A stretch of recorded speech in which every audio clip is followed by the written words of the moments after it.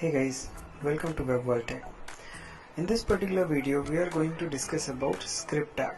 So what is script tag, what are the different attributes we use inside script tag and how they are going to behave for us. So let's start the video. So in JavaScript, there are two different attributes like inside script tag, that is async and defer. Now how they behave, what are their usage and when should we use them separately, that we need to look into. We'll go into all of this step by step. Let's start with phase 1, step 1. So in first type, we are not using any tag like async or defer. We are just using it normally.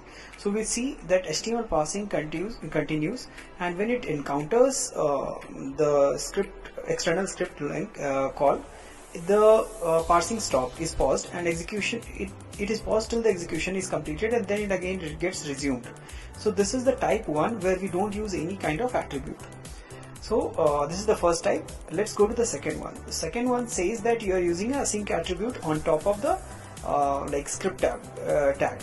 So when browser encounters this, the HTML parsing continues till the this external script is downloaded, or the script is but it is not executed.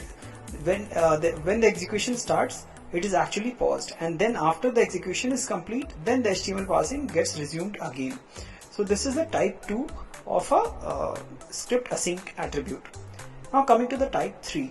In type 3, when we use defer tag inside the script, so it actually the script is actually downloaded, but the execution of the HTML parsing does not get paused. The execution is kept at hold until unless the complete HTML is passed. So this is the major difference, and that is why we should use defer in the places like external library calls or something like that.